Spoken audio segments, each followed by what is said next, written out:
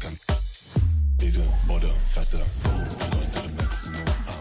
Going to the maximum. Going to the maximum. Please take a seat. Thank you. This is wonderful. Did you know that statistics of film making in the Philippines, unfortunately, when I say statistics that are earning is very low. In fact, it's less than 10%. I know that for a fact because I've made personal investments in lots of films, and the smaller ones are making money. Unfortunately, if you invest anything higher than 1 million pesos, it's hard to earn. But the films are actually fantastic. So the title of our session is called Blockbuster. Right? It's kind of like the old name, but Blockbuster, because now we're looking at blockchain and metaverse and how it's reshaping film funding as well as the direction. Okay, so a little bit of a background. Last week, Alibaba Group movie-making arm, Alibaba Pictures, reportedly planning to already tokenize distribution rights for their new film, Striding into the Wind. In fact, the new film will be released on Singular DTV's Ethereum-based Ethervision. And at the same time, Telegraph, blockchain applications in the film industry, such as tokenization of movie ownership, is already underway. So things are already fast approaching. So what we have here, just to repeat, JIT is from South Korea, under Screena, and they are already doing tokenization of films. We're going to tackle that. Arthur is a bit of an outlier, but when I say that, it's because he's an expert animator, and now he's actually doing the animation in the metaverse and growing quite rapidly. In fact, he did my VR, AR. This actually, if you put it on a cell phone, it will actually fly to you, so to speak. But I'm not going to show you that now. We have a famous movie director here. Her name is Baby Ruth Villarama. She has won many awards, both local and overseas. She's known in the film industry.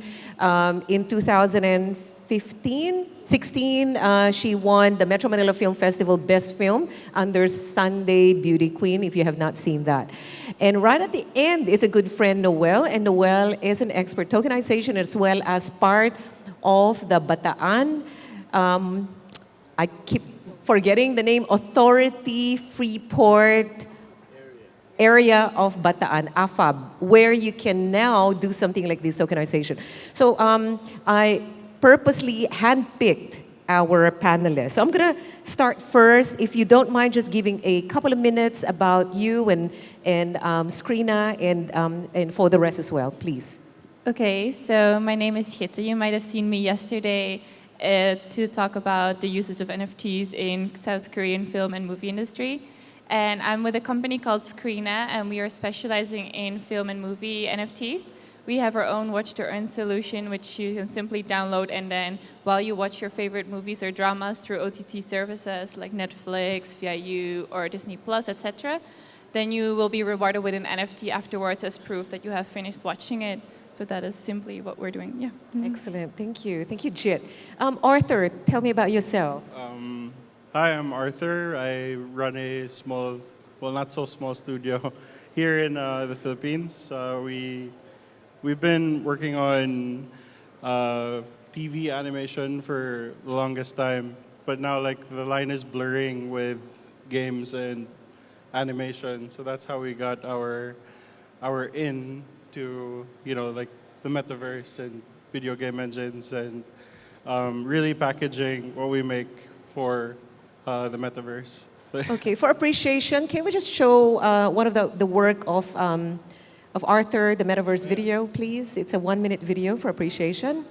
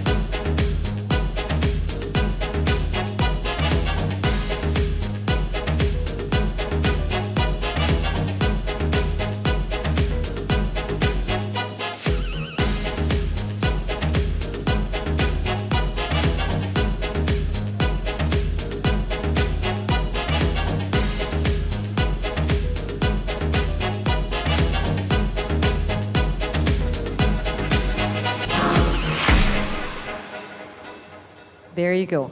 I tell you, I've actually seen one work, which is unfortunately under non-disclosure, but I've seen it.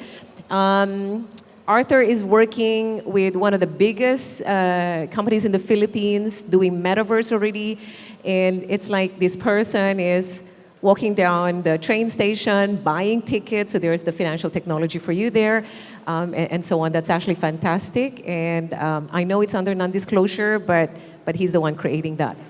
So next, Baby Ruth, please tell us about yourself. Hello, I'm Baby Ruth Villarama. I'm a documentary filmmaker. I'm part of this studio. It's called Voyage Film Studios, where we collaborate with filmmakers from around the world, connecting East and West stories. So after the pandemic, or during the pandemic actually, we hit a mark because since filmmaking was challenging for everyone, we collaborated with filmmakers from different parts, different points and cities to be able to continue to tell stories of CEOs, for broadcast, for different platforms. But mainly my department is focused on documentary film, championing Filipino stories in different platforms as well. And currently, I'm a member of AMPAS, which is Academy of Motion Pictures Science of America. We're voting for the Oscars, mainly documentaries. Going for the Oscars, did you hear that? So hopefully, yeah, we can bring I think that's the Asian second story. time, no, that you're shortlisted in the Oscars? No, Yeah? we're No, championing the first time. films. Yeah. Okay, thank you. So Noel, good friend, tell us about, in a couple of minutes, if you don't AFAB, mind, about AFAB. the AFAB and what you're doing about tokenizing projects. Okay, no problem. Thank you. My name is Emmanuel Sampson, the co-founder and CEO of Impero Group. We are a consortium of companies, technology lead to Japan, Singapore, Shanghai, Australia, and India. And we are the official business developer and auditor for AFAB, really for blockchain mass adoption. And I'm proud to say that AFAB is the only government and controlled corporation that has a law that protects the entire blockchain ecosystem from activities such as these, from tokenization. But better yet, it really tells the world that Philippines is a blockchain haven and friendly country. Thank you, Noel. I'm going to start with my first question to Baby Ruth, movie director. We've been hearing a lot about the filmmaker's dilemma, particularly in getting funding. Could you tell us about the dilemma, that part of the dilemma in the film industry? Well, because it's always a question of audience distribution, specifically for Filipino films. Right now, we have a robust number of contents, winning left and right in festivals, being programmed in different avenues. But in terms of access to audience, we're still, there's a lot of room for improvement in that area. And filmmakers are still at a loss, like, where can I bring my film? There's so many contents, but only a handful can penetrate the big platforms like Netflix, Amazon Prime, television. As far as documentaries is concerned, we have sort of like several options. We do commission works basically for television, and you can count the numbers of channels here in the Philippines. So what we normally do is really partner do international co-productions, just to sort of keep the ball rolling. So that's one of the main challenges that we're facing, really. And what we're hoping is we will have similar as what they're doing in South Korea. So Jit, tell us what you're doing in South Korea. What is this about tokenization of films? Okay, so currently in South Korea, it is still not legal by law to be actually funding your movies through cryptocurrency. The laws are currently changing, but we will probably think it's still a while. So instead of that, we did the watch to earn thing that I was talking about, where films can, where users can prove that they've watched a certain content to, which is good for like the content producers to find out where exactly their users are and how important it is for them to go into Web3 and blockchain. Okay. So, see, what we're planning to do yesterday, SEC Commissioner, in case you have missed, he was here, Kelvin Lee, and he was going to announce that the digital asset offering is, the law will be out. That law, I was one of the ones who actually drafted that law way back 2018, and it's still not a law to date. We were hoping that if that was launched, we would now be able to fund filmmakers through tokenization. At the moment, you can do only up to a maximum of 19 investors and a limit of 50 million. In excess of that, you cannot. But, and this is where I'm going to go back to Noel. Noel, is it possible to do tokenization of films, which we're not yet doing here in the Philippines, using Bataan? Yes. Fortunately, with the law, which is under RA, Republic Act 11453, it's stated there for business activities such as tokenization. So I think that could be an option. So you're protected within a mandate that really embraces these types of activities. Right? It's for offshore investment, let me clarify. So within the AFAB, it's an autonomous region directly under Office of the President, and the premise is really for offshore investment. Right, which means that we're not limited to 19 investors, which means that for argument's sake, if we need to raise 100 million for a film of Baby Ruth, that can be done through as long Bataan. as it's outside the Philippines. Right, I mean, and the investors must be outside the Philippines. Correct, and that's the focus. The licenses that are in Bataan, in the FAB, are called ODALs, which is an offshore digital asset license. So once you apply for it, of course, there's vetting, there's a process that we go through, so it's just not issued because, we have to protect the integrity of the actual ecosystem. Right. And part of it is that, going But at through least the that's process. allowed, but it has to be through the Bataan Yes, Freeport. it is allowed, Gotcha. 100%. Yeah. But it's not allowed apart from the AFAB. You cannot do it yet in the Correct. rest of the Philippines, Yes, and you cannot involve yet Not yet. the Philippine investors. Yeah, not yet. I'm going to invest through my sister in Australia There then. you go. Okay, I want to segue because our topic is actually changing direction.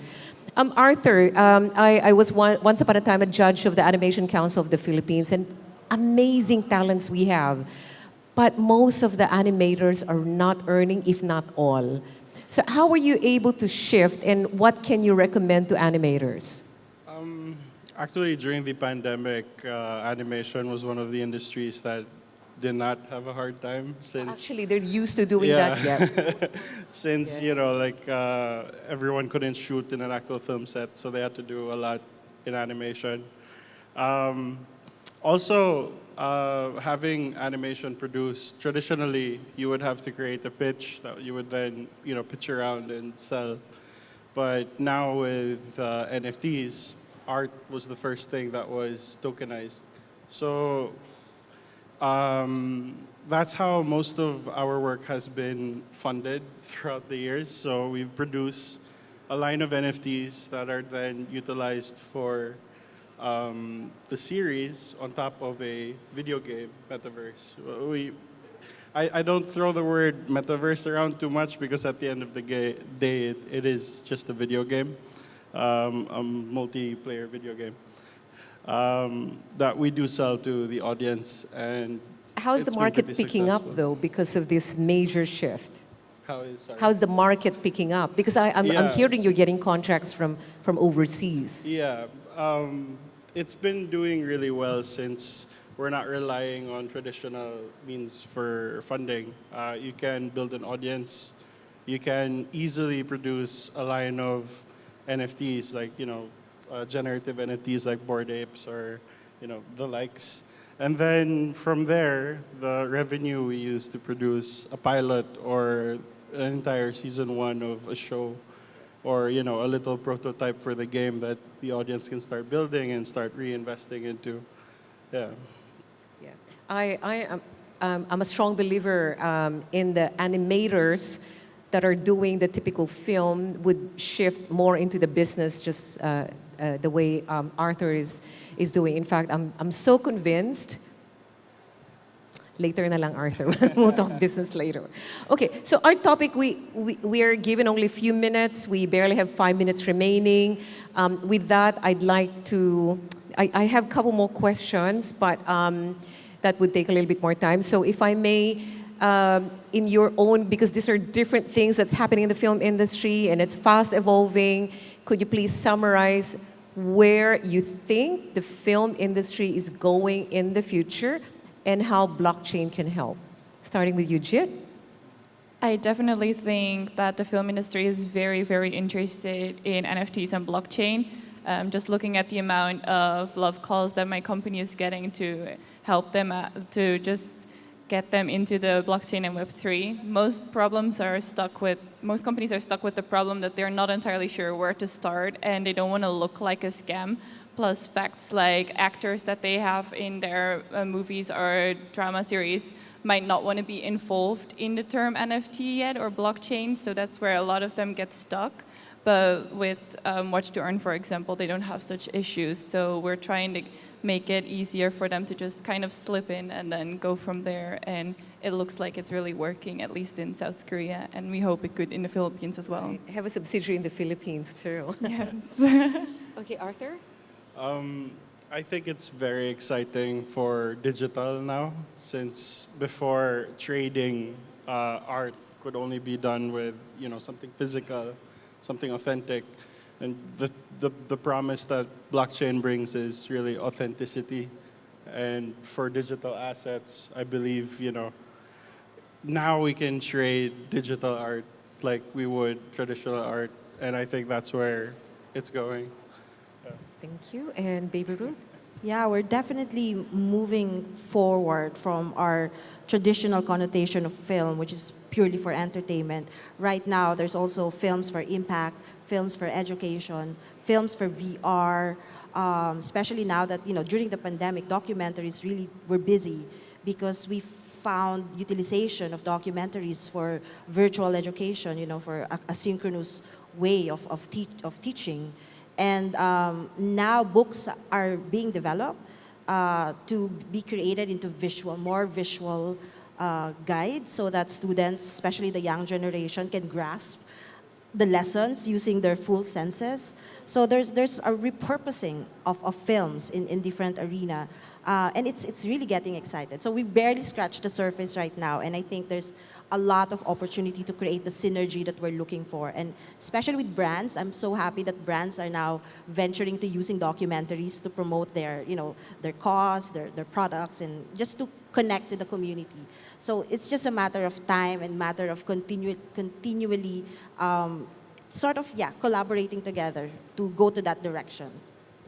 And if I may just add, we can do the old-fashioned way of funding you, or we can do it via tokenization, hopefully in the very near future. Arthur, you wanted to say Sorry, could something? I add real quick? Because you touched on having something a bit more interactive than it was before. One of the things that we have been trying to develop is, everyone knows Blue's Clues, right? Blue's Clues. So you know how when you're watching Blue's Clues, where's the clue, where is the... Yeah, we're producing a show where you could dive into the show with VR and actually interact with the character live. That's right. Yeah, That's going to be huge. yeah, hopefully. I think just to add to what everyone's saying, and 100% I agree. I mean, technology is on the surface is only as good as the community. 'Cause you can have the best technology, but if you don't have a community accepting it and embracing it.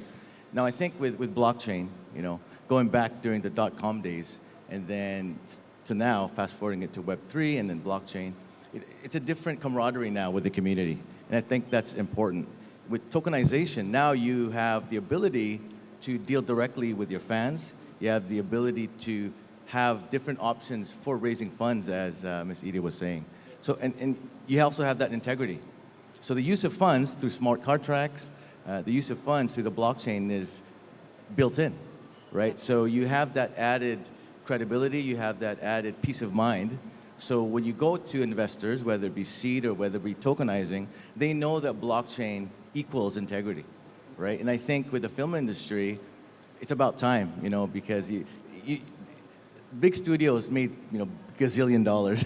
Why not share that, you know, with the fans, right? I mean, with fractionalized ownership, you're able to do that. With tokenization, you're able to do that. So I think I commend all of you, and I think, you know, we're going that way. And in line with, you know, BBM's digitization, Philippines is really, really embracing that stuff. Excellent. So our time is up. We're down to the last second. Thank you so much. We have Jit from Screena, South Korea. We have Arthur from Puppeteer. We have Baby Ruth Villarama from Voyager. Watch her films. And Yeah. we also have Noel from AFAB. Thank you so much. Thank you so much. Amazing panelists. Thank you.